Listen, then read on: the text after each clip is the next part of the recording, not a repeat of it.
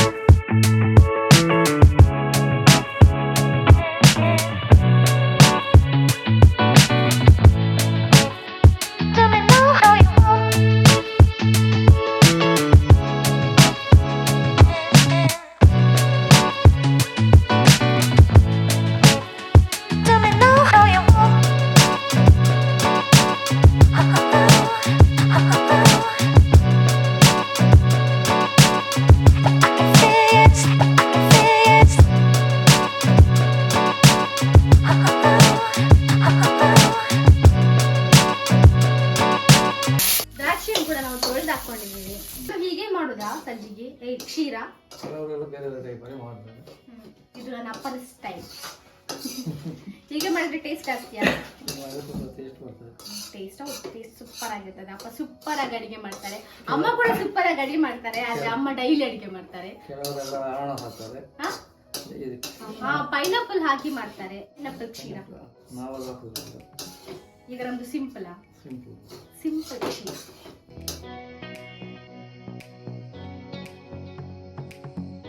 1 kg ರವೆನ ಹುರಿತಾ ಇದ್ದಾರಲ್ಲ, ಇದನ್ನ ಮೀಡಿಯಂ ಫ್ಲೇಮ್ ನಲ್ಲಿ ಹುರಿಸ್ಬೇಕು. ಹಾಗೆ ಮತ್ತೆ ಜಾಸ್ತಿ ಬೆಂಕಿಯಲ್ಲಿ ಉರಿಸಿದ್ರೆ ಅದು ಸುಟ್ಟು ಹೋಗ್ತದಲ್ಲ, ಕಪ್ಪಾಗ್ತದೆ. ಅದಕ್ಕೆ ಮೀಡಿಯಂ ಫ್ಲೇಮ್ ಅಲ್ಲಿ ಹುರಿತಾ ಇರ್ಬೇಕು. ಅಂದ್ರೆ ತುಂಬಾ ಲೇಟ್ ಆಗ್ತದೆ ಇವಾಗ. ಮತ್ತೆ ಹೀಗೆ ಫ್ರೈ ಮಾಡ್ತಾ ಇರ್ಬೇಕು, ಹಾಗೆ ಬಿಟ್ರೆ ಸುಟ್ಟೋಗ್ತದೆ. ಮತ್ತೆಂತ ಆಯ್ತಾ? ಕೆಂಪಾಗೋದಲ್ವಾ? ಇಷ್ಟೇಯಾ?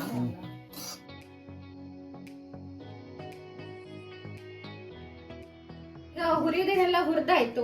ಇನ್ನು ಸ್ಟಾರ್ಟ್ ಮಾಡುದು ಹೇಗೆ, ಇನ್ನೆಂತ ಮಾಡ್ಲಿಕ್ಕೆ?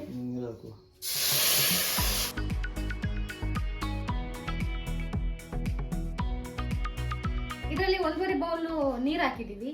ಆಮೇಲೆ 1 ಗ್ಲಾಸ್ ಹಾಲು ಹಾಕಿದೀವಿ. ಹೀಗಾಗಿ ಕಲರ್ ಅನ್ನ ಹಾಕ್ಬೇಕು, ಯೆಲ್ಲೋ ಕಲರ್ನ ಹಾಕ್ಬೇಕು. ಇಲ್ಲದಿದ್ರೆ ವೈಟ್ ಕ್ಷೀರ ಆಗ್ತದೆ. ಇದನ್ನ ಹಾಕಿದ್ರೆ ಯೆಲ್ಲೋ ಕ್ಷೀರ ಆಗ್ತದೆ. ಇದು ಚಂದ ಕುದಿಬೇಕಾಯ್ತಾ? ಈಗ ಕಲರ್ ಹಾಕಿದೀವಿ, ನೀರ್ ಹಾಕಿದೀವಿ, ಹಾಲು ಹಾಕಿದೀವಿ. ಇದನ್ನೆಲ್ಲ ಹಾಕಿ ಇದು ಚಂದ ಕುದಿ ಬರ್ಬೇಕು. ಅಂತ ವೇಟ್ ಮಾಡ್ಬೇಕು. ಇದು ನೋಡ್ಲಿಕ್ಕೆ ಈಗ ಮಾಲ್ಟಿನ ಹೇಗಂತದೆ. ಮಾಲ್ಟ್ ಅಂದ್ರೆ ಗೊತ್ತಿಲ್ಲ, ಡ್ರಿಂಕ್. ಆದ್ರೆ ಇದು ಮಾಲ್ಟ್ ಅಲ್ಲ, ಇದು ಕ್ಷೀರ ಮಾಡುವಂತಹ ಪ್ರೊಸೀಜರ್. ಪರಿಮಳ ಬರ್ತದೆ.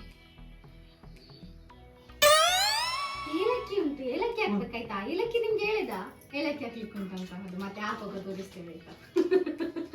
ಕೆಲವು ಹೇಳಲಿಕ್ಕೆ ಮರ್ತೋಗಿದೆ. ಅದು ಹಾಕುವಾಗ್ಲೇ ನೆನಪಾಗ್ಬೇಕು, ಅದು ಹಾಕ್ಲಿಕ್ಕೆ ಉಂಟು, ಇದು ಹಾಕ್ಲಿಕ್ಕೆ ಉಂಟು ಅಂತ. ಅದಕ್ಕೆ ಹೇಳಿದ್ ನಾನು ಈ ವಿಡಿಯೋ ಎಂಡ್ ತನಕ ನೋಡಿ ಅಂತ. ಆಕ್ಚುಲಿ ನಾವು ಇದನ್ನ ಮಾಡ್ಬೇಕಂತ ಮೊದಲೇ ಪ್ರಿಪೇರ್ ಆಗಿರ್ಲಿಲ್ಲ, ಏನೋ ಆಗ್ಲಿ ನೆನಪಾಯ್ತು. ಹಾಗೆ ಇದ್ದ ಐಟಮ್ ಅಲ್ಲಿ ಮಾಡುವ ಅಂತ ಆಯ್ತು. ನೀವು ಹೇಗ್ ಮಾಡ್ತೀರಾ ಗೊತ್ತಿಲ್ಲ, ನೀವೆಲ್ಲ ಬೇರೆ ಬೇರೆ ಐಟಮ್ಸ್ ಎಲ್ಲ ಹಾಕಿ ಮಾಡ್ಬೋದು. ಇದು ನಮ್ದೊಂದು ಸ್ಟೈಲ್, ಇದ್ದ ಐಟಮ್ ಅಲ್ಲಿ ಮಾಡುವಂತದ್ದು ಕ್ಷೀರ. ಈಗ ನೀರು ಕುದಿತಾ ಇದೆ, ಈಗ ರವೆ ಹಾಕ್ತಾ ಇದೆ. ಹಾಕ್ಬೇಕಾ? ನೀರು ಕುದಿಯುವಾಗ ಈ ರವೆನ ಹಾಕ್ಬೇಕು. ಕಲಡಿಸ್ತಾ ಇರ್ಬೇಕಾ? ಇದು ಈಗ ರವೆ ಹಾಕುವಾಗ ಗಟ್ಟಿ ಆಗ್ತದಲ್ಲ, ಇದು ತುಂಬಾ ಗಟ್ಟಿ ಆದ್ರೆ ಗಂಟು ಆದ್ರೆ ಚಂದ ಆಗುದಿಲ್ಲ. ಅದಕ್ಕೆ ಹಾಲು ಮತ್ತೆ ನೀರನ್ನ ಮಿಕ್ಸ್ ಮಾಡ್ಬೇಕು. ಸ್ವಲ್ಪ ಒಂದು ಹದಕ್ಕೆ ಬರುವಷ್ಟು ಹಾಕ್ಬೇಕು. ಅದಕ್ಕೆ ಹಾಲು ಹಾಕಿ ಈ ಹದಕ್ಕೆ ಮಾಡ್ಕೊಂಡಿದೀವಿ. ಈಗ ಇದಕ್ಕೆ ಸಕ್ಕರೆನ ಹಾಕ್ಬೇಕು. ಹಾಕುದಾ?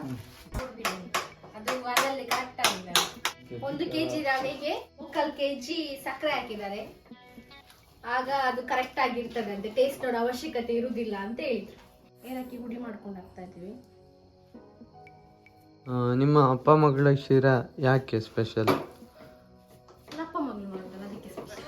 ಅಲ್ಲ, ಎಲ್ಲರ ಮನೆಯಲ್ಲಿ ಮಾಡ್ತಾರಲ್ಲ, ಇದೇಕೆ ಸ್ಪೆಷಲ್? ಎಂತ ಸ್ಪೆಷಲ್ ಇಟ್ಟಿದ್ದು? ಇದು ನಾವು ಇದ್ದದ್ರಲ್ಲೇ ಮಾಡೋದು.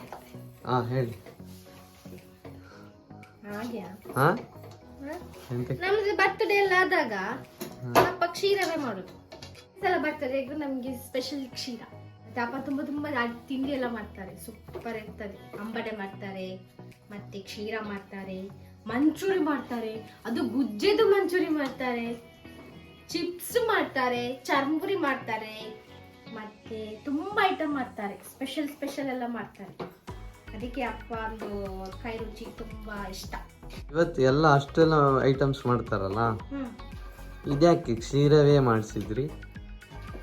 ಕ್ಷೀರ ಯಾಕಂದ್ರೆ ಎಲ್ರು ಬರ್ತಡೆಗೆ ಕ್ಷೀರವೇ ಮಾಡುದಲ್ಲ, ಜಾಸ್ತಿ ಕ್ಷೀರ ಮಾಡುದಲ್ಲಪ್ಪ. ಅಪ್ಪ ಕ್ಷೀರಕ್ಕೆ ಫೇಮಸ್. ಅದು ಕೆಲವರು ಹೇಳ್ತಾರೆ ಕ್ಷೀರ ನಮಗೆ ಗೊತ್ತುಂಟು, ಅದರಲ್ಲಿ ಎಂತ ಉಂಟು ಅನ್ನೋ ತರ ಇದ್ರೆ. ಅದು ಅವರು ಮಾಡೋ ಸ್ಟೈಲ್, ಇದು ನಾವು ಮಾಡೋ ಸ್ಟೈಲ್. ಓಕೆ, ಈ ತರ ಸ್ಟೈಲಲ್ಲಿ ಯಾರು ಮಾಡಲ್ಲ. ಗೊತ್ತಿಲ್ಲ ಮಾಡ್ತಾರ ಅಂತ ಈಗ ನಾವು ಹೀಗೆ ಮಾಡುದು. ತಿಂದು ನೋಡಿ ಸೂಪರ್ ಆಗಿರ್ತದೆ. ಮತ್ತೆ ನೀವು ಹೇಳ್ತೀರಾ ನಾವು ಇದೇ ತರ ಮಾಡ್ತೇವೆ ಅಂತ. ಒಂದು ತಟ್ಟೆಗೆ ತುಪ್ಪನ ಸವರ್ಕೊಳ್ಬೇಕು ಚಂದ ಮಾಡುದು ಅಂತ. ಕ್ಷೀರ ಅಂದ್ರೆ ಗೊತ್ತಾಯ್ತಲ್ಲ, ಕೇಸರಿ ಬಾತ್. ಇದು ನಮ್ ಸ್ಟೈಲ್. ನಿಮ್ ಸ್ಟೈಲ್ ಹೇಗೆ ಅಂತ ಗೊತ್ತಿಲ್ಲ, ಬಟ್ ಈ ತರ ಒಂದು ರೆಸಿಪಿನ ಟ್ರೈ ಮಾಡಿ, ನಿಮ್ಗೂ ಇಷ್ಟ ಆಗ್ಬೋದು. ಹಾಗೇನೆ ಈ ವಿಡಿಯೋ ಇಷ್ಟ ಆಗಿದ್ದಲ್ಲಿ ಲೈಕ್ ಮಾಡಿ, ಶೇರ್ ಮಾಡಿ, ಕಮೆಂಟ್ ಮಾಡಿ, ಸಬ್ಸ್ಕ್ರೈಬ್ ಮಾಡಿ. Thank you.